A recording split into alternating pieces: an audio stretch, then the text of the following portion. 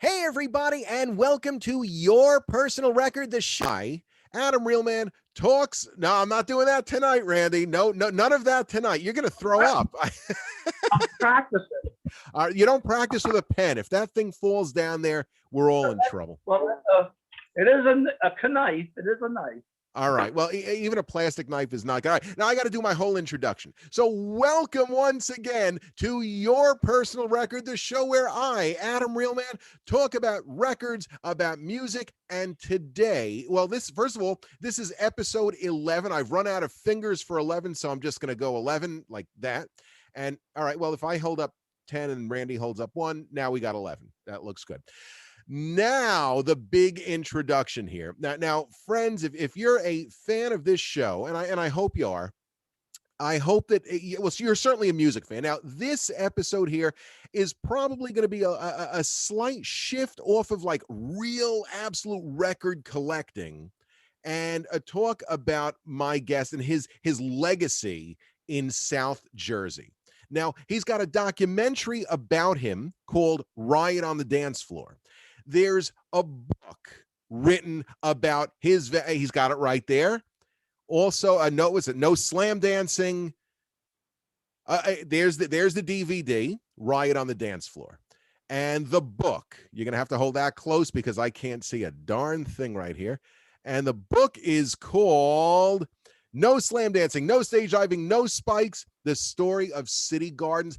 Friends, it is a pleasure to have on this program today a good friend of mine all the way from South Jersey, and he is zooming in from his shop, Randy Now's Man Cave in Bordentown. This is Randy Now. Randy, holy cow. Exit 7. Exit 7. Well, I mean, it's a bit of a schlep for me, but I do make the pilgrimage. Well, I mean, I haven't seen you in, it's probably close to 2 years already. Wow. You know? Wow. I'm surprised. I would have figured, well, March of last year, we're on 13 months of this. I just figured 15, 16 months. Wow. All right, so maybe it's a year and a half. Flies. Maybe it's a year and a half. Yeah, time flies when you have fun. Well, time flies when you're sitting home listening to records. Wow. But I mean, we've been in touch over the last year and change, and we message all the time, Facebook messages and whatnot. And I'm so happy, first of all, to see you. Second of all, to talk with you, and just to see the inside of the shop, because that now. For those that don't know, so Randy Now's Man Cave is a record shop, and well, you describe it. Tell us a little about it. It's a record shop, but it's a lot more than that. It's records, CDs, DVDs. Actually, I showed you a Blu-ray of the No Slam Dance, or the Right on the Dance Floor film. We have books, little kitschy little $1.99 toys, fake blood. One of our strong things, Adam, is our sodas. We have about 150 different types of sodas that are all in glass. If they're in cans, we can't use them. So we have them in glass. And it's a lot of work to get them here. Everybody thinks, oh, I make one phone call and 10, 20 cases of soda show up on a pallet from one place. Not true. Some from here, some from there, some from California, Texas. I'll drive to Connecticut and pick up 10 cases of a different kind of a soda, again in glass. We have T-shirts, and when COVID was in effect here, we were doing live concerts. Adam Realman being one of them, and we've had people like Midge Ure, Graham Parker, Robin Hitchcock, and playing a place this big. And I mean, literally, the shop, when you have seats in there, it holds, what, 25, 30 people? 32, 33, yeah. All right. If you do a standing show, maybe you'll get, 40 or 50 in. And 45, 50 tops, yeah. All right. But, I mean, so you're talking, I mean, this is, you all this... Go ahead. Well, I wanted to say, We did 50 standing, like for HR for Bad Brains. 999 played here.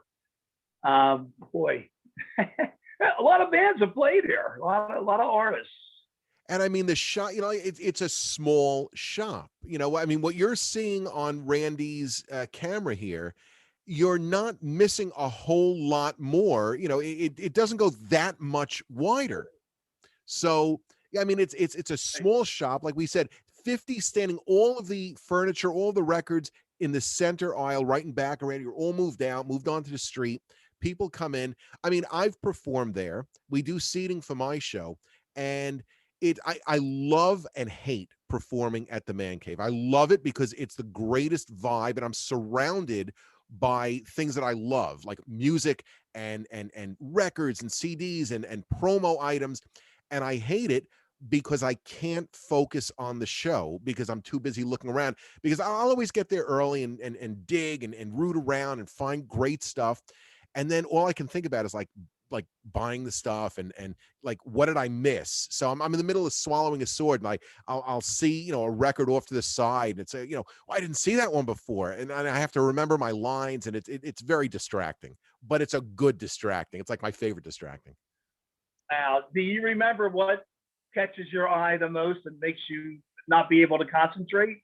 Well, it's usually the Replacements mural, the Replacements diorama thing that's hanging right up on top of me. That always gets me. That was a pleased to meet me promo item, right? Yes. Yeah. Yeah. And what I was thinking was, you have another one. Oh, yeah.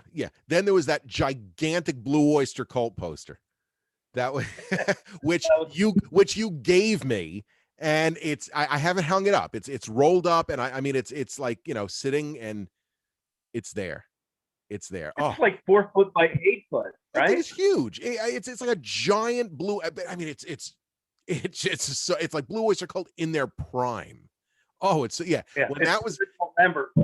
And that was hanging up on on the back wall, and anytime I would turn my head, I get Buck Dharma, and oh yeah. The Bouchard brothers. Oh, let me tell you, what a band. What a great poster, what a great band. So, all right, I need to know about you and your history with City Gardens, and then we'll sort of this normally these shows run about an hour. I'm going to try, and I say try to keep it to about an hour, but I have a feeling we're going to run like way over, in which case I don't know how to edit these things, so it'll just be like a special 2-hour episode, and everyone here can just watch it in bits and pieces. So people are walking around my store and they see me, and they're just looking at, what the hell is he doing? Well, I mean, if so in other words, if you wave, we shouldn't, be surprised. Yeah.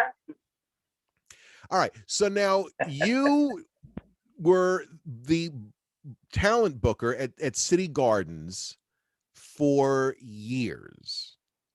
And tell us just a little bit about that experience. I mean, again, everyone, if you haven't seen the documentary Riot on the Dance Floor, check it out. It's on Amazon. I watched it the other day. I think it's like probably the third or fourth time that I've seen it. And there's always something that I pick up on.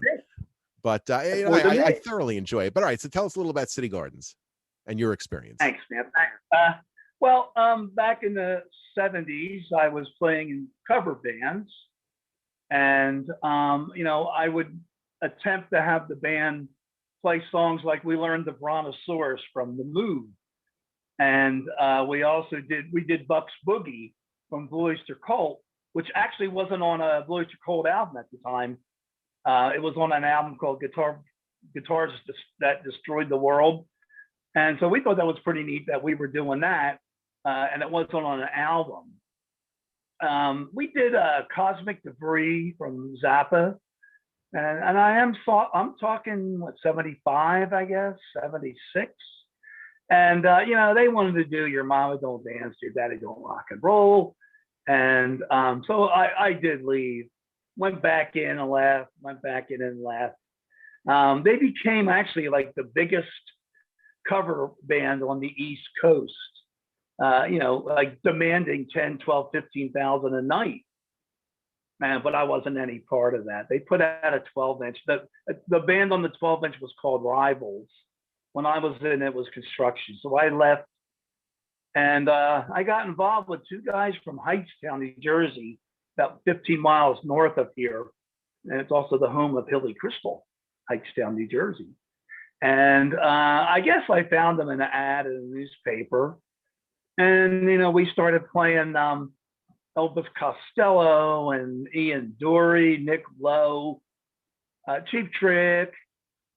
And, we had a little fan base, but it wasn't as big as the other bands, in the same club. Like we were there every Sunday night.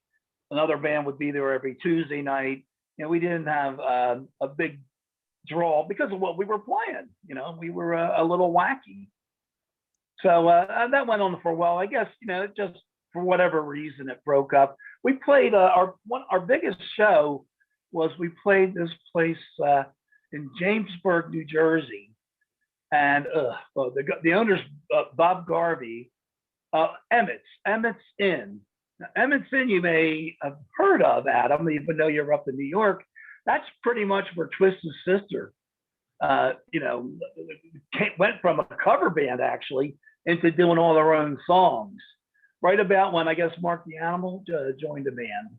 They would pretty much go from Long Island. They would skip the boroughs and go into Jersey and into Connecticut. That was like their triangle there. They rarely, during that time, played the boroughs. Right. This is even before that 45 Under the Blade. So we played that space, and it's not with them. My God, could you imagine nobody for Twisted Sister and doing Your Mama Don't Dance? So I guess it just it went its way, Graham Parker songs and whatnot. And so the club that we were playing there and drawing the most people for the second band, and we were called Gibraltar. The owner said I could DJ if I wanted to, and I've always wanted to be a DJ. So I bought two Technics 1200 turntables, a little mixer, probably Radio Shack. But for some crazy reason, I've been a lover of Klipsch speakers since the early 70s. And I was a teenager. I can remember washing dishes in a diner in Bordentown here, 14, 15 years old for $1 an hour. And I can remember weekends we would work 5 p.m. to 4 a.m., $1 an hour washing dishes in a diner. And they got caught for having us working underage and for having us work till 4 in the morning. School nights, we worked till 11 at night. And I think the law was 9. So you got in trouble. But I say that the dollar here, dollar there. And I bought myself a pair of Klipsch Heresy speakers and just loved them to death. And then I figured if I'm going to DJ, I need something bigger. So I guess I hunted around. Back then it would be all the newspapers. It was probably a music newspaper, classified ads, cars in there. And I found a pair of Klipsch speakers in there, like $500 for a pair, which now Klipsch speakers, they look like Voice of the Theater speakers, Altec Lansing speakers. And so I bought them. And then, I bought like a 500 watt Crown amplifier and then a Yamaha. I had crossovers, and somehow I wound up with 3 full pairs of Klipsch Pascalas. And I don't know where any of them are now, and I don't know where my heresies are. I have switched over to a different brand when you were here. If you use the PA, I can't think of any of them right now. I have to think about that one. I haven't seen them in a while because we haven't had shows in about 14 months. Yeah. So he let me start DJing, and again, I was DJing. The same thing I mentioned before: Nick Lowe, the whole Stiff Records, New Wave, Dave Edmonds, and Power Pop, New Wave. Power Pop, yeah. A band from I guess Staten Island, Dirty Looks. I used to play them, and wound up booking them actually at City Gardens too. But right.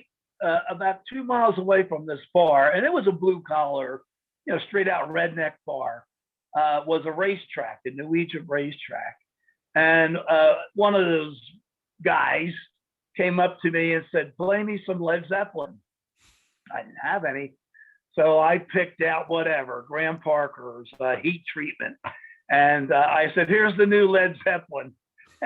And he came back like a minute into the other song, and he pulled the plug out of the wall. And said, "I'm not putting up with this shit," And so what happened is when he pulled the plug on the wall, he blew all my fuses in the crowns and in the La Scalas. They were working on fuses back then. Right. I guess I don't think they do anymore. Everything like solid state now, amplifiers. Yeah. So the owner said, "Hey, look, it's not working here." And I saw an ad in the local Trenton newspaper, and it was a club called City Gardens, and they had blues bands there. A little earlier, it was a black disco, probably after hours or maybe illegally after hours, in the mid to late 70s. So I did call up and I said, "I'm a new wave DJ." And the owner was Frank Nalbo, and he answered, what's new wave?" And so I said, "Well, let me just come in." I went in the first night there with a pair of La Scalas, and probably at that point the crown was shot from those guys, blowing the fuses on it, because I'm sure I was cranking them up to 11 at the same time when they went, Right. pulled it out. So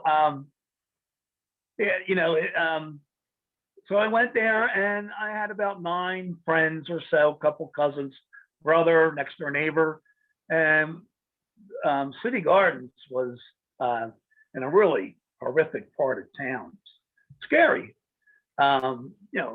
Sadly, it was a lot of drugs, a lot of guns. It was the projects, a lot of, drugs of all caliber were there. Mm-hmm. But, when you were on the property, it was like home base, like safe, long as you were on the property. And they really, the neighbors never bothered us, except, well, maybe 200 or 300 cars were stolen in a year. Wow. But again, your personal body, you were safe, Right. once you walked into the doors. And, like I said, 8, 9 people.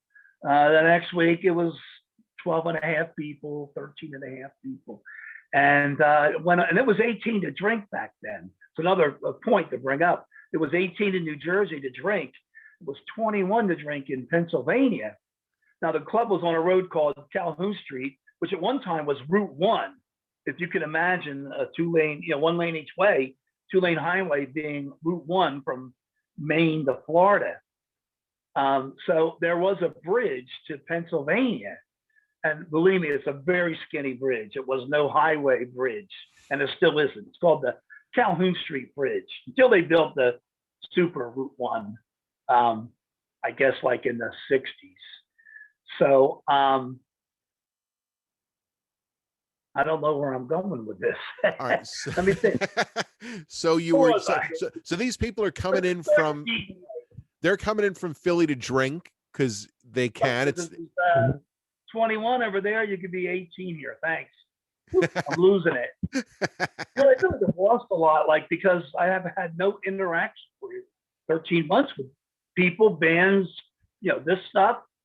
I just, I'm drawing a blank so often. Or maybe I am just starting to get the Alzheimer's thing. I don't know. Just take it slow. I'll feed you anything that you might need.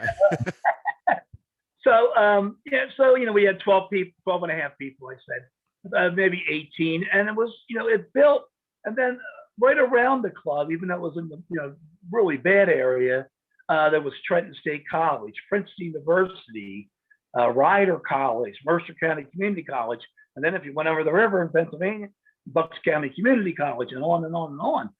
And actually, even in high school, there was 18-year-olds in high school. And, just started building and building. A lot of local newspaper guys picked up on it. Hey, what's this weird thing you're doing? I mean, I'm going from Turning Japanese by the Vapors. And then, I would play South Street by the Orlons, a little doo-wop thing. And then back into, Generation X and Graham Parker and all that too. but I would throw in like a 60s thing here and there. And, I would throw in like Ballroom Blitz from Sweet. It's danceable. Yeah. And it just kind of just all worked. It all meshed together. It's kind of like what Little Steven's been doing on the Underground Garage. And I was doing this in 77, 78, same concept. Right. Um, It's music that are different genres, but all seem to fit in to one larger unit. right. It wasn't punk. It wasn't Right. new wave. I'd break out a Supreme song, and people would run to the dance floor. Right. So it was every Sunday, and we were getting up into the maybe 100 people or so. And he started charging a cover of $1 to help pay the DJ. I would spend $200 every week buying records. And there was no radio for me to say, oh, I like that song, I'm going to buy it. I was going to buy stuff. I had no idea what it was going to work or not. Right. So, 50% maybe. I spent $100, $50 I blew. It never, really worked again. So, we started charging the cover, and it was $1, and 100 people, 150 people. The newspaper's getting in on it. I was a mailman too at this time. I worked for the post office. I was in Cranberry, New Jersey. And that was pretty tough because mailmanning, there was a lot of walking. I didn't drive anywhere. It was all walking. So you're delivering mail to people's homes by day, and then at night you're out DJing, all night, and then it's back in the morning, wake up and drop the mail in a slot. Oh, yep. Yeah. I just remember two of the sections of where I had to deliver. It was 1 mile up and 1 mile back, and then same spot, 1 mile up, 1 mile back. And man, in the wintertime, it was like farms in between the houses. I mean, I was in great shape. Well, I still am, of course, but it's just a different shape. I kept getting shit out of the mailman. I was, even though I was 25, 26, I was tired when I went home. Yeah. Wintertime was horrible. Yeah. Summertime was horrible. It was all horrible. It's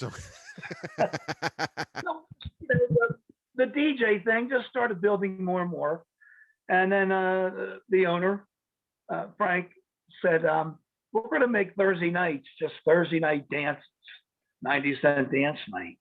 And he actually said, I'll give you a 50 or 100, but then at the number 400, I'll go 50-50, like literally 45 cents a piece. Right.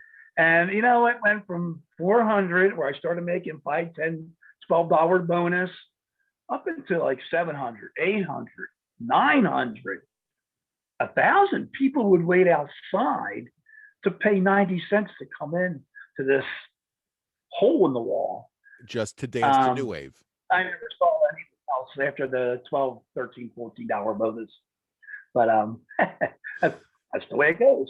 So I just said to him one day, I have friends in a band here in Trenton. They were called Shades, and they do covers, but they do originals too. I said, can I bring them in? And he said, yeah. I mean, everybody just worked for whatever you could do, free beer or 45 cents a person, $1 a head. And the Shades came in, and they were one of those bands I mentioned, like, my band was playing on a Sunday, one was a Tuesday, and a Wednesday and Thursday. They were one of those bands with a better crowd. They left there and came here to City Gardens, and they helped it too. Again, they were there like on Wednesdays. And, it started with maybe 50, 60 people. And generally every single night when they played that weeknight, 250, 300 people. And so I started looking around for other bands.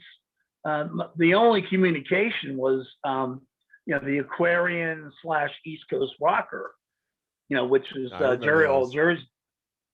And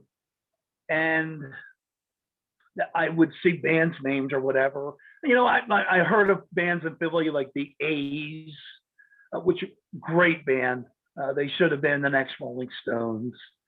I don't know, maybe there was an ego problem back then. So right now And I know that right now go you're ahead. only booking local bands. Yeah. Well, then the A's had an album on Rarest, and there was the Hooters in From Philadelphia. Pennsylvania. There was Robert Hazard, who wrote "Girls Just Want to Have Fun" for Cyndi Lauper, with actually members of the Hooters. They're the backing band for Cyndi Lauper's song. So that was starting to develop also. There was a band in Morrisville, Pennsylvania, right over the bridge, that only played CBGBs because there was no place big enough for them to play. Right. And the band was called Neighbors and Allies. And my God, I mean, they were the closest thing to David Bowie. They splintered off in time. One of the guys became Our Daughter's Wedding, and the song Lawn Chairs is Everywhere. You know that? I don't know it. But the band gave me an acetate of the song, and I played it every week. And I'm reporting it to this rock pool in New York, top 20 new wave songs of the week. And I was putting Our Daughter's Wedding, Lawn Chairs, #1. And they were like, what is this song? And it finally was released to the public. Wow. And by the time everybody in the country had a copy and was reporting it, I was just about done with it. Right. Like I already played it last year. And another lucky break happened in the first year. 999 was supposed to play a club called Hitsville in Passaic, New Jersey, and they got shut down, closed, whatever. So I said, oh man, it'd be great if I could grab 999. And I swear, I don't know how between then, how the hell I got a hold of the agent for 999. I have no idea. I mean, there's no email. There's, long distance phone calls is all it is now. Money, yeah. Right. And I'm working in the daytime as a mailman, so I got to wait till like 4 o'clock in the afternoon to try to get someone. Right. So, turned out that 999 was being booked in America by Ian Copeland. Ian Copeland is Stuart Copeland's brother, and Miles Copeland's brother. Police. It was Police. There was Frontier Booking, which was FBI, and Miles Copeland. Stuart Copeland, had the Police. Right. So the three brothers grew up with their father. Their father was some literally Secret Service agent in the Middle East. They went around. They went to a lot of different like American schools in wherever, Sudan or Egypt or wherever. Right. And so they picked Police and Frontier Booking, FBI, and IRS records. Miles had IRS. That was pretty cool. So I don't know how I got a hold of them, but one of the assistants is named Rick Shore. And still to this day, I'm friends with Rick Shore. I'd say 1981. I guess we're going on 40 years. I've known now, maybe 1979. 43, 44 years I've known Rick. Great guy. And is he still booking bands? Booking bands. He's the one that when APB comes over from Scotland, they play for me here because of Rick. Midure has been here 5 times. Right. He said, I've never played a record store before. First time he came in, he loved it. And I just got a Christmas message from him, Christmas card. And it said, I can't wait to get back into the man cave. Nice. So, he wrote Do They Know It's Christmas? The Band-Aid thing with Bob Geldof. He's Bob Geldof's business partner. And, raised millions and millions and millions of dollars for, USA for Africa and, all that. And he comes here and plays. He's the nicest guy. Rick. So we did 999 for Rick. And now they asked me for $2,500. I don't have a clue. Is that low? Is that high? But I guess between me and, the owner, Frank, who had the money, said, okay, let's do it. So we had to send a 50% deposit. I remember driving it up there. When I was younger, driving New York City, Manhattan was nothing. It was cake. Now, if I ever drive to those, it's horrible. Can't do it. I just can't do it. It's bad. It's bad. Yeah. So I took the deposit up there, and they came. It was Thanksgiving night, and Frank's father, the owner. He was in his 60s then. He used to be an old time club owner, like in I guess the 50s or whatever. You can't charge $5 for this, and you can't pay a band $2,500, but his son did overrule him. And damn it, we had like 600-700 people come in, and $5 ticket, maybe $4 ticket, but he was out of his mind. The actual real building owner. Right. Like, oh my God, $5. What are you doing? But it worked. You made your money. Yep, 999 was happy. We got him drunk. Oh, that is when I learned the word Randy in English slang. So we're talking like what, 78, 79. So I went up to Nick Cash in the dressing room. I put out my hand. I said, "Hi, I'm Randy," and they all went, "Whoa!" And they explained to me that Randy means horny. So from that point on, I would say, "Hello, my name is Randy." And I said, over the years, all the British bands, are there people named Randy in England? He said, no, there's no one with that name, not even a Randolph. Hello, I'm Randy. And, a lot of kids know it now because of the Austin Powers movies. They incorporated the word Randy like 1,000 times. But up until that movie, it was really, if you were American, didn't have no knowledge of England or English music or the slang, fags or cigarettes and, right.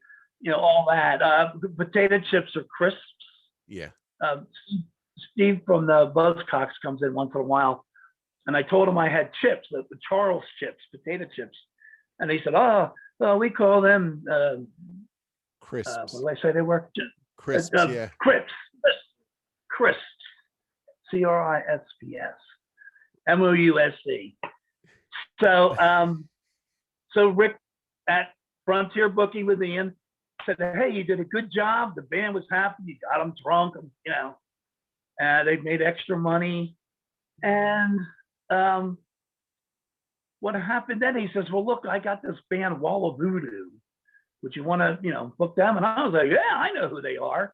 Now, this is before Mexican radio. Right. This is like their first EP with Ring of Fire. Mm-hmm.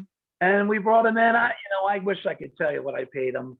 It may have been $400 or $500, maybe a $750. They came in and they loved it. We loved them. Next Monday, Rick Shore calls me up. "Hey, you want to book Joan Jett?" And again, this is before she was signed. Like, you remember the Bad Reputation video when all the record companies were turning them down? No. Yeah. This was actually. And she came down and I don't know, $1,000 maybe. Just that one 999 was 2,500 because we didn't know what the hell we were doing. Then it kind of came down a little bit. That went well.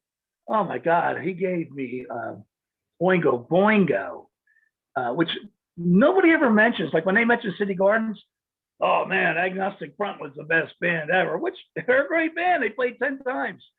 But man, nobody ever says, man, that Oingo Boingo show was out of this world. Or Sparks. Sparks was another one. Sparks on the West Coast, they would sell out Disneyland, like 10, 12,000 people. On the East Coast, they couldn't. They're playing City Gardens. Yeah, they did like 100 people. And they were just on Saturday Night Live the Saturday before our show on the Wednesday. So I'm really getting like deep into this. Are you okay? Or I'm going to kind of speed it up, I think, here. So it just, went on like that. Other agents, a guy called me up. He was working with Bauhaus. And I said, yeah, it was their first tour of America. And there's a Bauhaus book out there that mentions we had to stop recording in a studio to go play a show in Trenton, New Jersey. And then I became friends with Ruth Polsky, who was the greatest. I think she had Bauhaus before this other person had Bauhaus, but she brought over Joy Division, which became, New Order. Joy Division, they didn't play it at City Gardens. New Order played at City Gardens. Yeah, New Order did, yeah. And the reason that the first of two New Order shows happened was because, again, some club in New York was shut down. And we, again, Frank, the owner, said, well, we already got a show booked for tonight. So you're going to have to do it at 3 p.m. on a Saturday, like 5 days notice. So, Ruth was really good and understanding. She didn't, really grind you for the money. Right. And so we did New Order at 3 o'clock in the afternoon. And it sold out? And, just 4 or 5 days. And again, we're just talking radio, college radio. Right. Maybe somebody called someone, New Order is going to be here. And it's 3 o'clock. It was funny. They're like this dark wave band.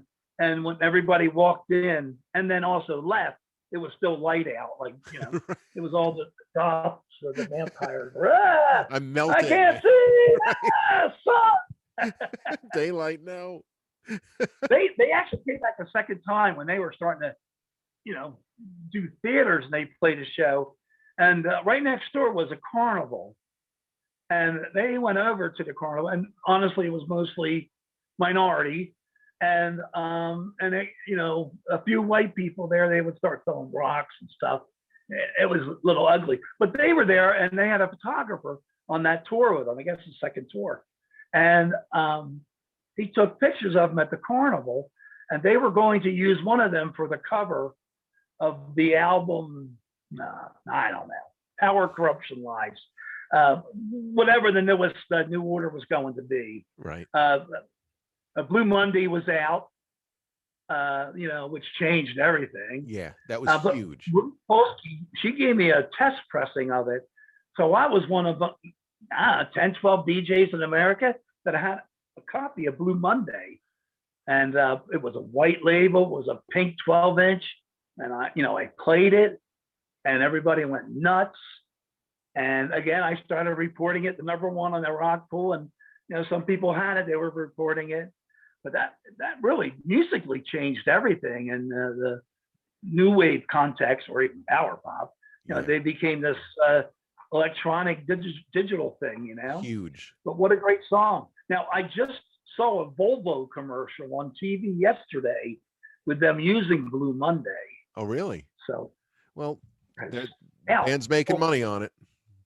So, all right. So I have a few questions here about some of the bands and some of the experiences within City Gardens. I find this absolutely fascinating. What was the absolute craziest show that you booked at City Gardens? Now, when you say that, you mean the band show or the crowd? You decide. Oddly, a Hoodoo Gurus show was the most violent in the crowd. The Hoodoo At Gurus. that point, Gurus, the military, which was like 15, 20 miles away, caught on to this slam dancing, stage diving, fist punching thing. And it's kind of like what Jello Biafra used to always say, everybody knows how to do this now, and it's not fun anymore. They're not getting anything out of it. And it was a really, really violent show. I know one of my bouncers said he was punching this Marine guy in the face, and the Marine was just doing push-ups with him on his back. Just like, la, la, la, la, la, boom, boom, la, la, la. But that was the most violent show. The last exploited show there, another weird thing happened. This is like in cahoots with like the skinheads rising up. But when Exploited played there, they had a song, Fuck the USA. Mm-hmm. And the Skins went nuts. They actually tipped over, they had an RV, not a bus, but an RV. They tipped over the RV and broke all the glass in it. But up until that point, to help sell a show, because the club was so different than the club down the street playing, cover music. Mm-hmm. I would put from England, Bauhaus, from England, Thompson Twins, from England, Sinead O'Connor. And Pete, that like brought, they're from England? Oh, they're playing Trenton. That's pretty cool. But man, all of a sudden one day, from England, Exploited. And it was a lot of skinhead population. Who knows? And I hear, AC, Atlantic City Skins, Asbury Park Skins. They were from all over, you know. Right. We really became a meeting place for them. But that was pretty ugly. Now I remember Sham 69, you know his lead singer's name? Is it Jimmy Percy? Percy? Yeah. When they played there, everybody was spitting on them. And I went around, you know, it's funny, like it was these big skinhead guys are, you know, they're all 6'8" and 420 pounds, you know. Nobody's like my size or your size. And I went in there and they I guess they respected me. I don't know. They never gave me any problem. But I said, look, you know, you can spit on them all you want, but don't touch them after the show. Right. Don't touch. Okay, Mr. Randy. Okay. That could have been intense.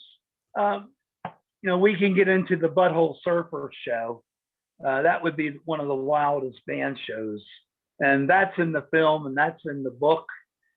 I had heard along the line, again, no computers, cell phones, you know, you had to pay to call somebody.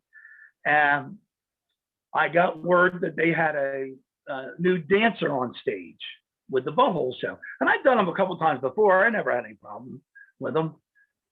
So I told Gibby, I said, look, this is an all-age show, and there's going to be 14, 15-year-old kids here. You know, I can't have a naked dance. Sure, I get it, no problem. And first song, top comes off. Second song, bottoms come off. She's dancing on one of her little stages that are higher than the you know, the bands itself. So she's up above. And Gibby starting with all the fog machines, and he was getting lighter fluid. He would like light a cymbal, and he'd smack it with a stick, and the flame would go like this. Now Jon Stewart even has talked about this from the Daily Show, who worked that show and worked, you know, for a couple of years for us. And he said, I remember the top of the curtain on fire. I honestly don't remember that, but it sounds good. But go with it. Gibby's like, I stop it, Gibby, and he's like, oh, it's just a low flame. I look, and I can put it on my arm. Look at this. And I heard that some kid in DC, like the week after us, got burns in his face. And Gibby told me after, like a few years ago when the film came out, oh, that kid told me he loved it, you know. So, and if you talk to him about it, you know, we met up when the film came out. We did a thing together, you know, talk when the film came out. It was the CBGB's film convention up in New York. And he says, I don't remember that night at all. You know, I had to call the police. They wouldn't leave, chasing people out. There was smoke outside, police everywhere, lights going. And it was crazy. We had just bought a new snake for the sound system. A snake is like something like this big around, and inside of it's 24, like you know, like telephones now, like this big, and there's 24, 40 lines in there, and that goes from the board at the house, mixing board, like channels 1 through 24. So here's one, and all 24 went into this tube, and then onto the stage there was plugs on the other end. Right. You plugged all the microphones like into. A conduit. And what's that? A conduit. Yeah, yes. And they stole it. We had just bought it too. I don't know how they got out with it. Somebody wasn't paying attention. You know, that would have been the sound man's job. But I know he was trying to protect microphones and and then I gave him the money that I owed him, $2,500, and I said, sign this. And like a jerk, nice guy that I am, I gave him the money first. And then said, sign. And he said, fuck you, I'm not going to fucking sign that. So I really had no proof when I went back to the agent and told him what went on, but I paid him. I said, dude, I paid him the $2,500. And then he wouldn't sign. I'm new at this. I'm naive. I'm a nice guy, you know? Right. So that was the wildest band thing. But the Hoodoo Gurus was... That was the most violent. All right. What was the biggest disaster?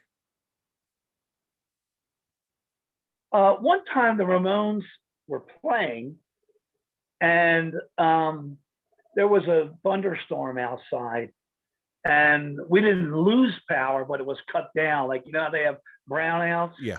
So the whole part of our town is a brownout.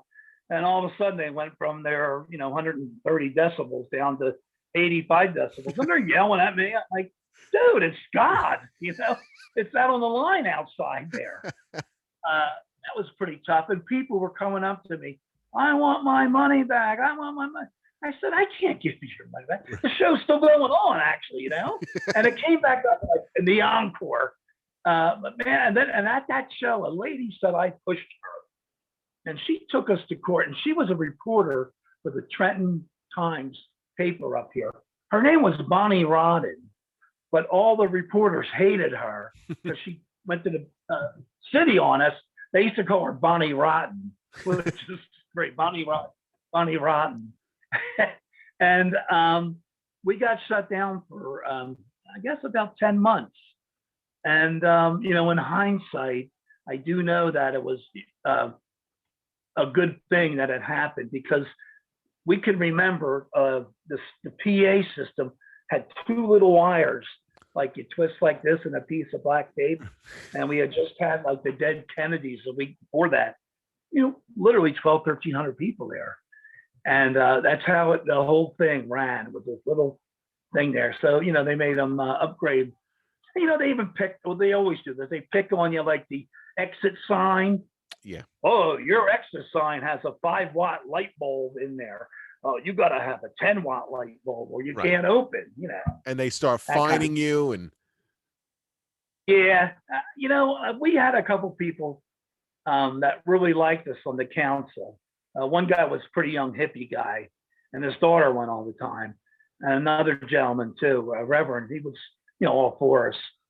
But overall, we weren't liked.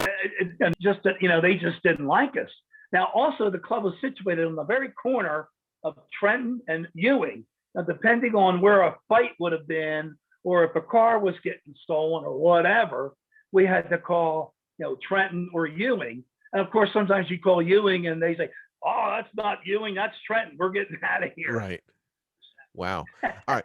What band did you book the most in your time during booking City Gardens? The Ramones, I know, had 24 shows. I would say the Toasters had 24, 25 shows. Bigger Thomas, a Jersey ska band, 24, 25 times. We did like Green Day like 3 times. And that, another thing tied in with Jon Stewart, he started doing a Sunday show with MTV. And any band we had on Saturday or Monday wound up being with John in the studio. And I would say, hey, tell John that I said hi. And he actually got a lot of experience. And he does say this too, a lot of experience from City Gardens days. He talked about one time where he cleaned up puke from Lux from the Cramps. And maybe, sure. It sounds good again. Before. And They Might Be Giants did his theme song. Right. And one time he started talking to them about, we first met like 6-7 years ago at a club in Trenton, and they goes to the whole thing, where like you had to run from the building to your car or you would get killed. And They Might Be Giants remembered it pretty vividly. I remember booking them when they were still doing. They used to have a phone number you would call, and it was like a 30-second song. Dial a song. Yep. Song. Yeah. And you know what they told me, John said, there's certain notes we couldn't hit because at that time the stinky little recording machines, it wasn't all digital. It was a piece of tape. Certain notes would switch it off all the time. So every song they had on had to not have whatever, a B flat or right. Whatever it was. All right. What is your biggest regret? A band that you couldn't book, you wanted to book, and it just didn't happen. I was offered U2 for $5,000, and I was just like, that's too much money. I'll do $2,500. I'm sure it was just the first album and maybe a couple, UK 45s. I Will Follow. That was it. But $5,000. I don't know. And also I was offered Pearl Jam, and I didn't like them. I don't like them. I'll never will love them. But they had a date, and they, because I used to work with that agent so much with all his bands, Nirvana and Mudhoney and Soundgarden and all that stuff. He automatically put in a schedule for the tour, and it said Trenton, New Jersey, whatever, August 1st. And I wouldn't do it. And then we actually, I said, look, the same night, I said, we got a private telecast coming in of a fight. I don't know who was fighting what, heavyweight championship fight. And you remember that? You used to have to go to a bar and pay $20 to see it. Right. In a bar. Yeah, because unless you pay-per-views are crazy expensive. And, if they were even doing pay-per-views. So, yeah, you'd have to go out. Had to go to the bar and pay $20, $25 before it was on your home TV. Right. But then that fight was canceled for whatever reason. And the agent on the phone calling him, hey, I said, he knew that I had the fight, set up. Oh, the fight's off. You want to do Pearl Jam? Like, I really don't. I don't want to do it. I was offered Smashing Pumpkins for $300 for a Sunday. I was just like, dude, there's going to be like 10 people there. That's it. No one knows who the Smashing Pumpkins are at this point. Right. This is right at subplot first 45 maybe level. I said I could give you $300 on a Friday or Saturday, but Sunday there's going to be no one here. Right. And I threw up at him. I said, look, don't you remember Soul Asylum? We had 24 people for Soul Asylum. And, they held that against me. Nobody else would book them. I book them, give them the chance. I give them 24 people. So when they come around again and they got like the big hits and, no, we don't want to play for you. You screwed us. I screwed you. I shouldn't have done the show. And then I could have done this show where we're going to get 500-600 people. So that was David. You know what? All right. So now, speaking of Minneapolis, let's talk about the Replacements. So now you booked them, and nice. I want to know the story behind Shooting Dirty Pool. Okay. Well, I booked them so many times, and it was always $3 or $5, and it was always 20 people. Matter of fact, one time the Replacements headlined over the Butthole Surfers, and the reason that was because the Buttholes were like nomads. They didn't have phones. They would just set up a date, 2 months in the future, and that was it. You never heard from them again. Right. So we didn't, at the time, we didn't know if they were coming or not. So I had a chance to book the Replacements same night. So let's do the Replacements. And then the Buttholes walked in too. So the two of them played together. And Gibby always says, it's really funny. We got replaced by the Replacements. So, 3, 4, 5, 6 times they played 25, 30, 50, 75, 100, 200, maybe. So finally it breaks with, I guess, Tim. Not Tim. No, Tim was later. Shooting Dirty Pool was on. Let It Be. And then it was Tim. Let It Be. And then Pleased to Meet Me. And then the black cover. The one with the black cover. Don't Tell a Soul. And then the one with the dog. Right. What were Shooting Dirty Pool at? What album? Can you remember? That was Pleased to Meet Me, I think. Okay. Pleased to Meet Me. So now it's $10 to see them instead of $2 or $3. And I had Ben Vaughn open for them. Ben Vaughn combo. Right. Ben's a local guy. He has a show on NPR radio. He did the theme music for Third Rock from the Sun and that 70s show. Mm-hmm. He's a brilliant guy, smart. He recorded an album in a 64 Rambler once. Right. He produced Ween. He's produced a lot of things. He's written songs that Marshall Crenshaw's covered. Mm-hmm. So anyway, Ben Vaughn. And Marshall Crenshaw played at the Man Cave, right? Oh God, yeah, like 6 times, I guess now. It's the shame. Last year we did them every Christmas, and last year, we couldn't do it. And I wrote him and said, I feel really weird that you're not here this year on a Saturday, Sunday. A very Crenshaw Christmas. Yeah. So, so there's like 800, 900 people here, and it's $10 to get in. And $10 at that time was, getting there. It's money. It wasn't as bad as 15, but it wasn't 5, 7, 8. Mm-hmm. And Bob went out. Bob Stinson was out on the street somewhere when it was time to play. I don't know. I don't want to badmouth him, but he was out looking for stuff. Okay. I guess they'll tell you that. Bob can't. Tommy can tell you that. And he came in on the third song, but they started as a 3-piece, and they were actually each on different equipment on the first song. Mm-hmm. Paul was strong. And then they broke into Masses of Young. A mess, an absolute mess. And then Bob came in the middle of the song. Right before the song, Paul's like, "Where's Bob? We can't rock without Bob." And he came in the middle of the song, and Paul, you could see it, spit on him and said, "You're fired." Oh. In the song. There's tapes of that floating around. But they were drunk, per usual. A lot of people loved the drunker they were, the more they loved them. Right. And there was people had never seen or heard of them before were there, to find out what this replacement thing was all about. And $10 and 800 people, people were pissed off.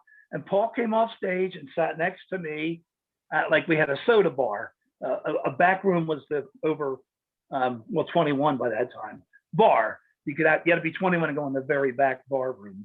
So Paul and I are sitting at the soda bar, and he asked for a hot dog, our famous City Gardens hot dogs, they're called hot dogs. And people were coming up to me like, "I want my money back. That band really sucks."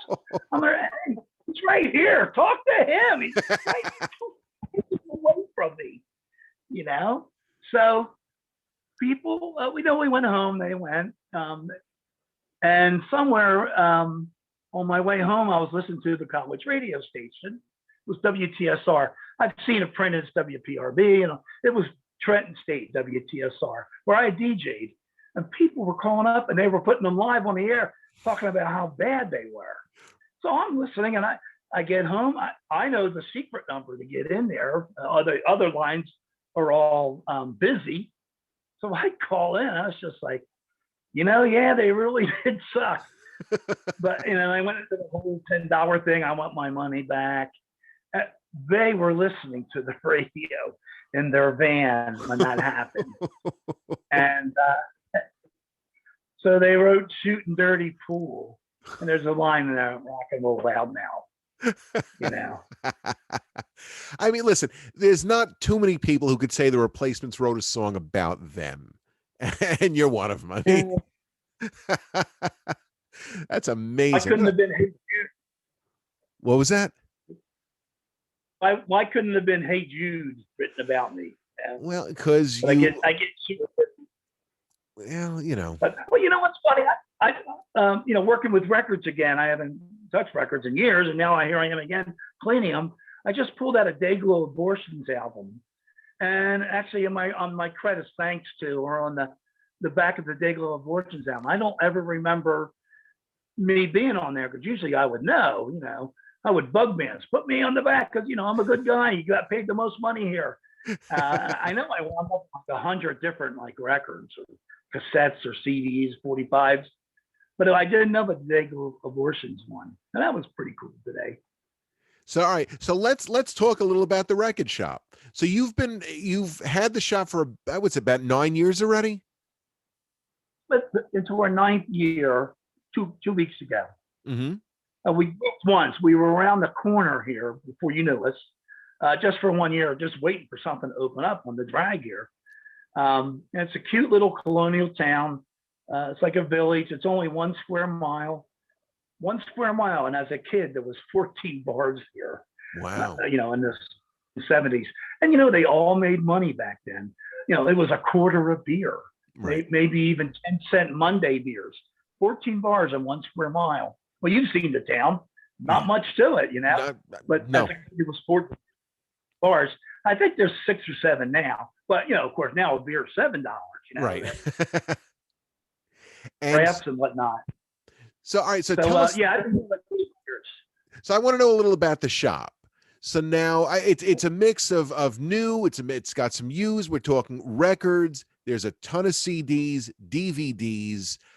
You've got a back room with ephemera, magazines, and posters, T-shirts.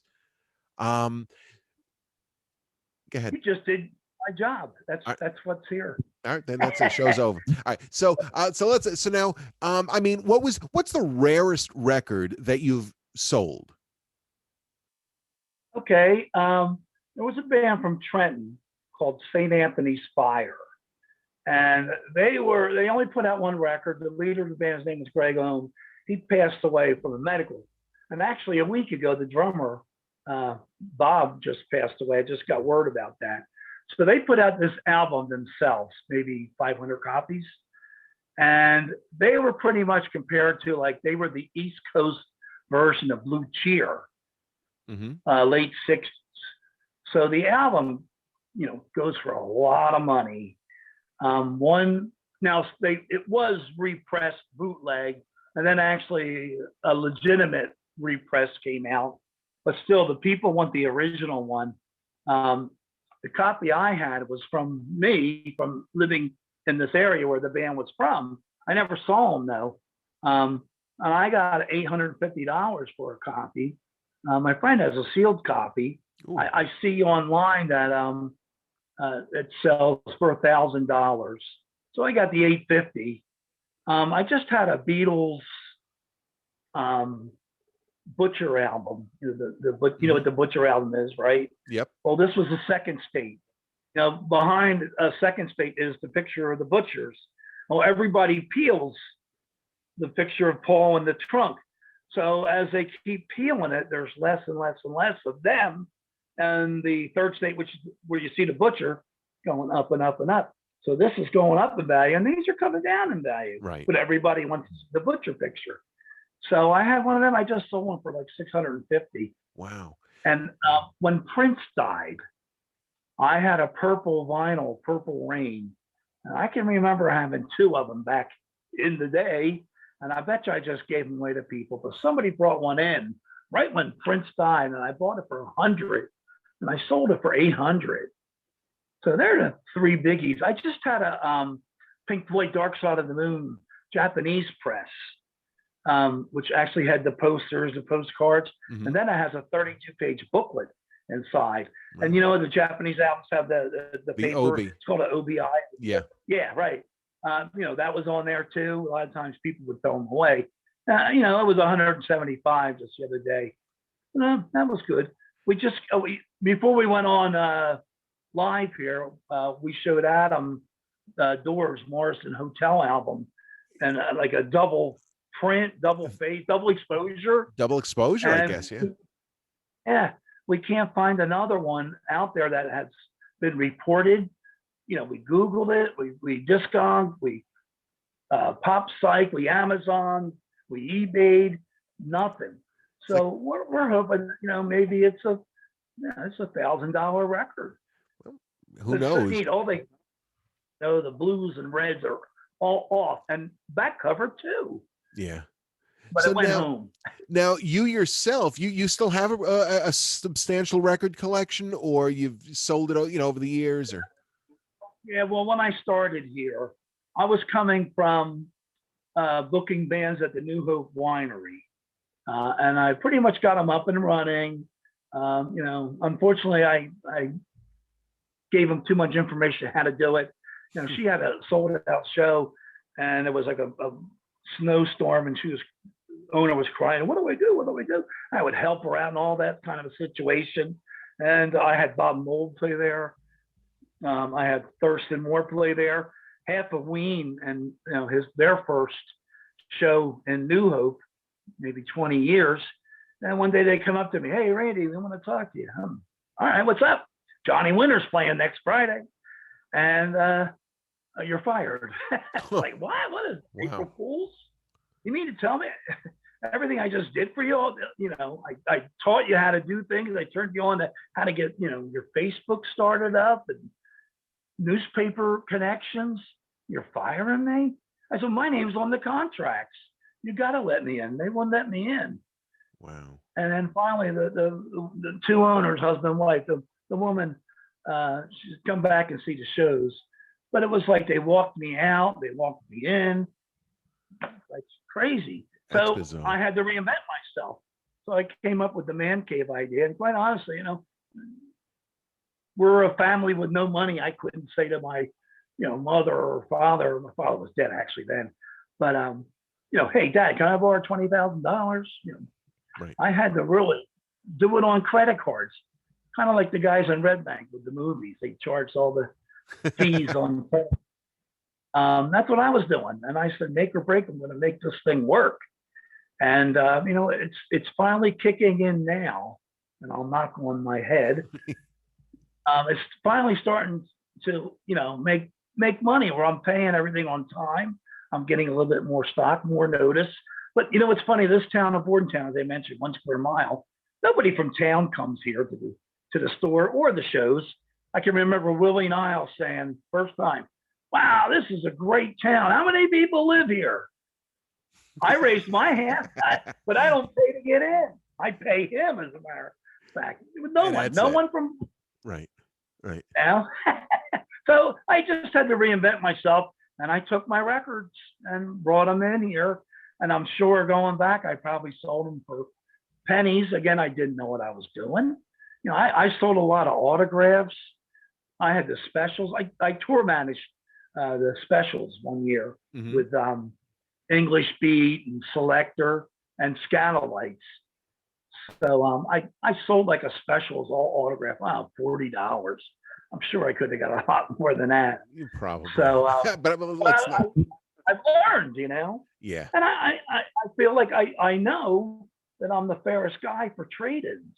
Right. You know, Eddie Trunk just came down here and he brought some stuff to unload, and he picked me. Never met him before. Right. There, you're, you know, straight guy. So I got some, you know, good metal stuff. Nice. And yeah, it's just, you know, just as fair as possible. Yeah. I mean, and that's pretty much how you're getting your used stock. People just come in and, you know, will, you know, want to sell it or want to, you know, store credit. Are you like, you know, running around the neighborhood, running around Jersey, digging and getting up at 4 a.m, going to garage sales? I'm too old, Adam. I can't get up and go to the farmers markets and the yard sales. I don't do it. Right. And we have a great farmers market like 5 miles south. It's been there for 60 years. You know, that should be like my garage. Just go every week. I don't know. I just don't go. I don't do it. And I really don't get a lot of stuff like people coming in. What always comes in is the same thing over and over. These were my grandmother's records. And my first question is, did your grandmother like Metallica? That's my first question. Right. No, I had one. Yes. Montevani and Pat Cooper. Oh God, Pat Cooper. There's always the Tijuana Brass. There's Pat Cooper. There's also the John F. Kennedy Memorial album. Yeah, that's a biggie for the everybody. Folks. Great. And you know, no whip. Get like sexy. No whipped cream and other delights. Like how to strip whipped cream. That's another one. That lady's still alive. I just saw a picture of her. Yeah, whatever. Yeah. 75. She was in. That's pretty cool. It's pretty cool. Now you know Herb Alford. You know, and the Tijuana Brass. He had another band called the Bahama Rimba Band. Yep. Remember that? They put out. No, they probably put out 10 albums. There's 4 albums. If you look at the album covers of the Bahama Rimba Band, we're talking Herb Alford, who was the A from A&M, Alford and whatever the other guy's name is. 4 album covers. There's a guy on the front cover facing backwards, pissing. You can tell he's pissing. He's backwards. Right. So Go out and look for that. I wonder if Amanda. I could probably go right down there and pull out 2 Bahama Rimba Band records and let you. You want to do it?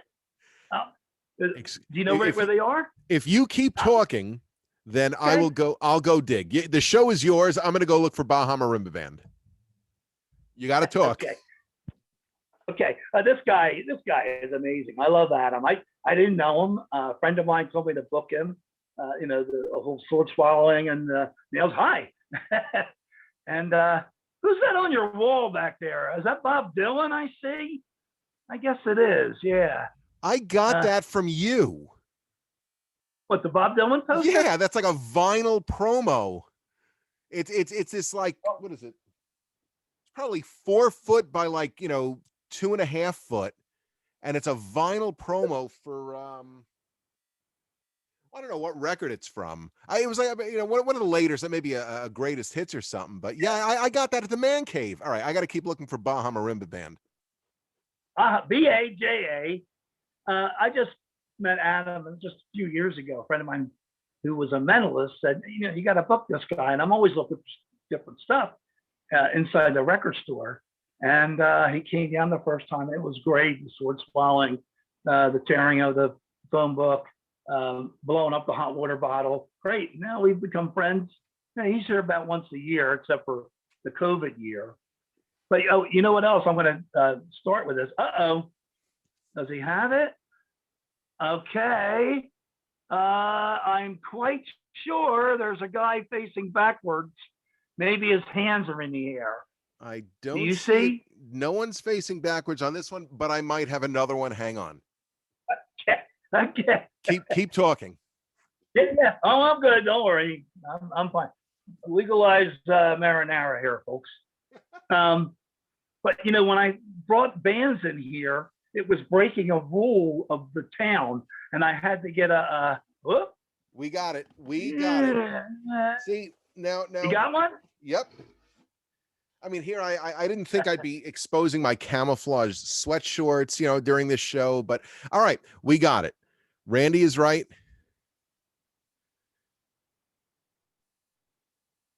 There is way in the back there. Yep. Taking a leak, and he's even on the back cover, and someone's peeking over.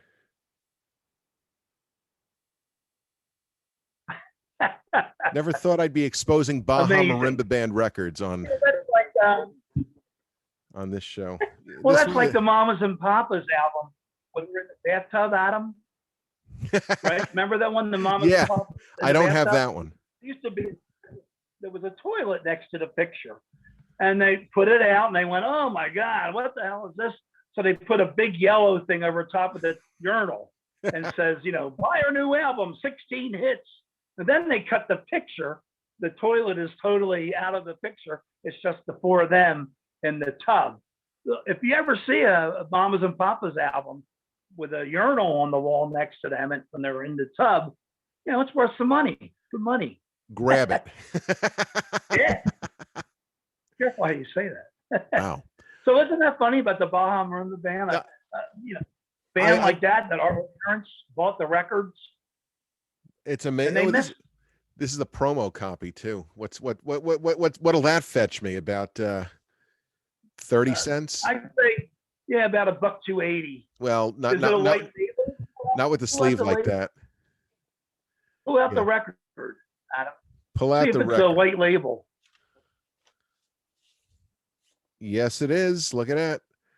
Promo copy, not for sale. I normally do not handle records like this, but this one's special. This is well it's the Bahama Rimba Band. Wow. I mean, and you were into novelty records. You had a whole bunch of weird novelty records too. Yes. And you know what? I'm gonna lean. I just bought some stuff today. You'll love these. All right, let's check it out.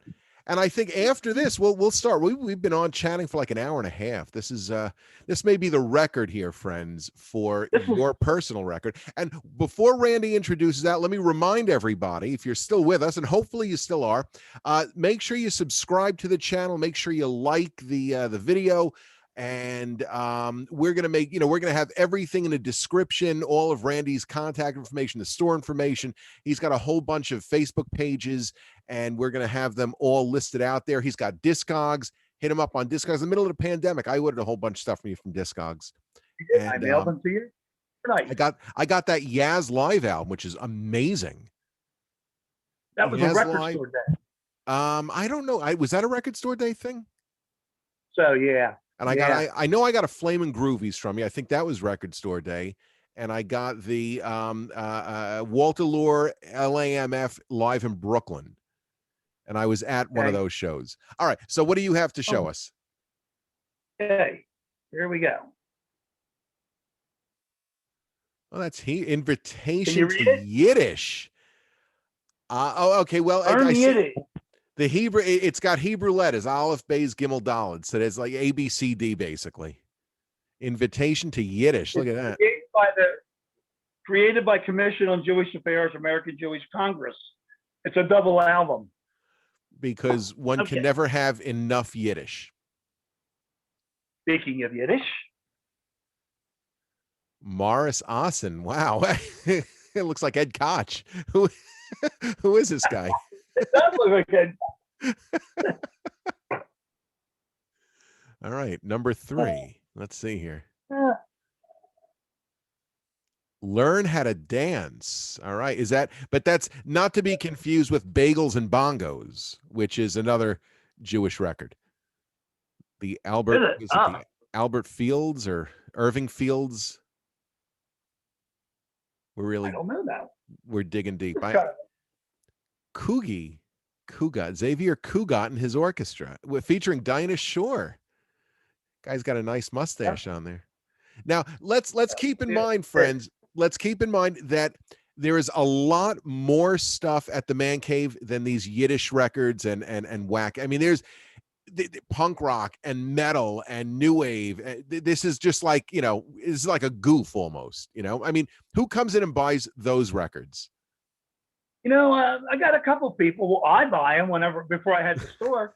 I have records like how to type, how to type, how to do shorthand, how to go bowling. Oh, I just picked up a great one. All right, you keep talking. Let me dig this one out.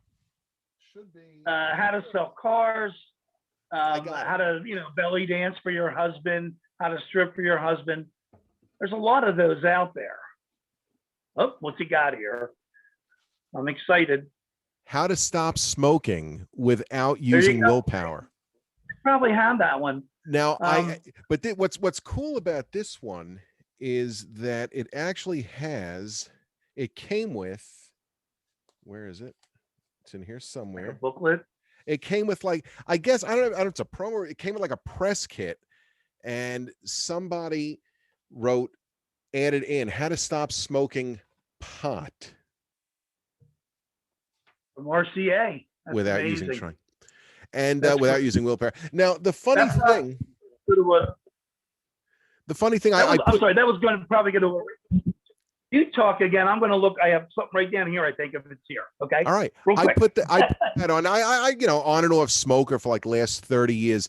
I put that on, and it kind of made me want to smoke. So I had to. I shut it off after about 5 minutes. I'm like, just reminded me about how good cigarettes were, and I'm like, you know what? This is kind of having a reverse effect on me, and I now want to go and have a cigarette. So let's just kill this record, and I buried it in the pile below. Wow. So everyone check out the Man Cave right there. Again, we're seeing just, some of it, most of it. There's still a whole side that we can't see. All right. What do you got there?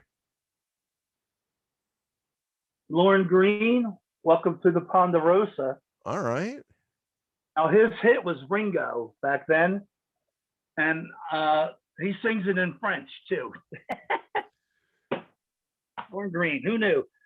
Moses and the Impossible something. 10. Oh, Moses and the Impossible 10. This is a quadraphonic album. And what is that? Would that be the Impossible 10 Commandments, perhaps? Yes. Yeah. Those performed by the London Rock Symphony. But, in quad, it sounds as if the Lord is breathing down your back. Yeah, you kind of have to Get away. That's an old joke of mine, by the way. Oh, here we go. Hold it back a little bit. Sam Snead, golf tips, huh? I guess you can learn golf from a record. You don't necessarily need to be shown how to hold a club or how to position you can that can all be done via record, I think. Adam, you ever heard of Johnny Pineapple? No, but wow, look at this guy. Hawaiian Holiday with Johnny Pineapple and his orchestra. Wow. That's you know what's funny? You know what's funny? It still has the price sticker from the store, and it's from Two Guys. You remember Two Guys? No.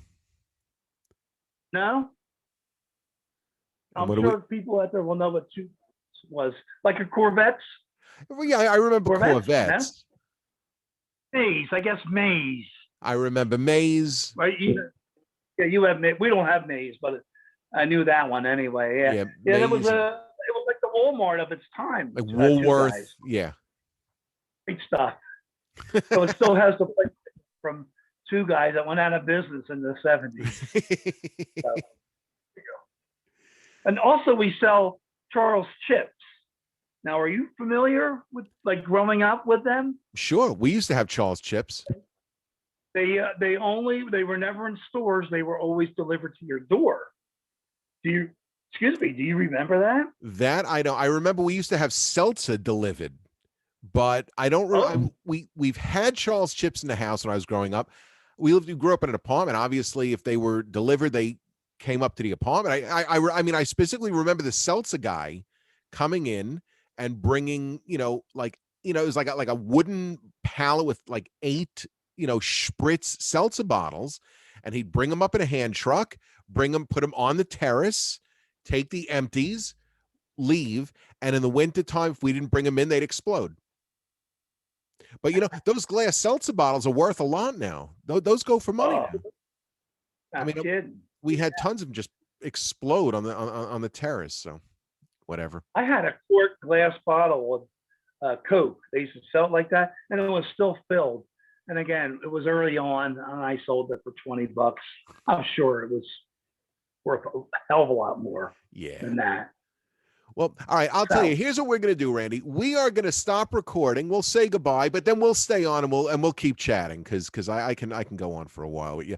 But friends, I want to thank you all for tuning in. I don't know when you see it, but that is Randy now sitting in Randy. Do not swallow plastic utensils. How many times do I have to? If you want to learn how to swallow a sword, you got to go to Sideshow School where I'm going to teach you. And we're not doing that until COVID is a distant memory. But that said, everybody, this is Randy Now sitting in Randy Now's man cave in Bordentown, New Jersey. You are open for business. I mean, it's a COVID safe situation. Yeah. So go on in. It's just a great shop. I mean, if you have the time, Randy will talk to you. I mean, he'll talk. But there's just tons of cool stuff. Just look around the entire store. That said, we're going to wind down your personal record. I have one more. All right, thing. Go ahead. Oh shit! What was I going to say? I don't do any advertising except for the Facebook stuff. But the only advertisement I do is in the Weird New Jersey magazine, and my slogan in there is not the biggest, just the coolest. You like that? And it really is. I do like that, and I like this too. Uh-oh. I like my man cave tote. Oh!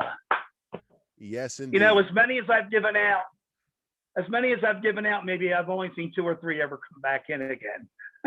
Well, it's a testament to how much people love them. They just collect them, And I mean, yes, and this is like, a little bigger than a regular, little, it's thicker, it's bigger, so you can hold a lot of stuff in that. And Randy, you still have those in the shop, right? Yeah, you can go to your grocery store. Yeah. I mean, I have my, I got to keep it in pristine condition. So, me, But that said, friends, thank you so much for tuning in. Randy, we're going to stick around, but remember to subscribe to the channel. Remember to like, remember to comment, and remember to check out Randy Now's Man Cave and his the book first, No Slam Dancing, No Stage Diving, No Spikes, The Story of City Gardens, and the DVD, which is also on Amazon, Riot on the Dance Floor, The Story of Randy Now and City Gardens. Watch it. Let me know what you think of it. I love like I said, I've watched it about 4 times, and what is this? Three Stooges dolls. Why'd you save that for the end? I mean, there it was. All right, Nice. Friends, thank you all so much. We are on every Monday morning. Check us out, and thanks for tuning in. We will stop recording, and bye, everybody.